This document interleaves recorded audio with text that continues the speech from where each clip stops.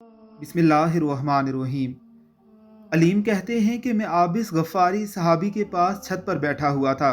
सैयदना आबिस रज़ी अल्लाह ताला अन्हो ने देखा कि लोग शहर से कूच कर रहे हैं। उनने पूछा, ये लोगों को क्या हो गया है कि शहर छोड़ कर जा रहे हैं? तो उन्होंने बताया कि ये लोग ताउन से बचने के लिए शहर से भाग रहे हैं।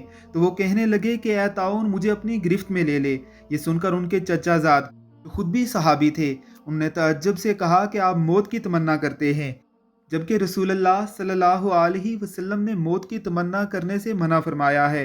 तो सैयदना आबिस ने फरमाया कि मैंने रसूलुल्लाह सल्लल्लाहु अलैहि वसल्लम को फरमाते सुना है कि इन 6 फितनों से बचने के लिए मौत की तमन्ना करो: बेवकूफ़ों की हुकूमत, पुलिस की कसरत, कता रहमी, ओहदों और फैसलों की खरीदो फरोख्त, इंसानी खून की अर्जानी, ऐसे नौजवानों के फितने से जो कुरान मजीद को बांसुरी बना लें, यानी सुरीली आवाज़ में पढ़ने का एहतमाम करें, और वह ऐसे आदमी को इमामत और खताबत के लिए आगे करें जो फ़कीह होगा ना आलम।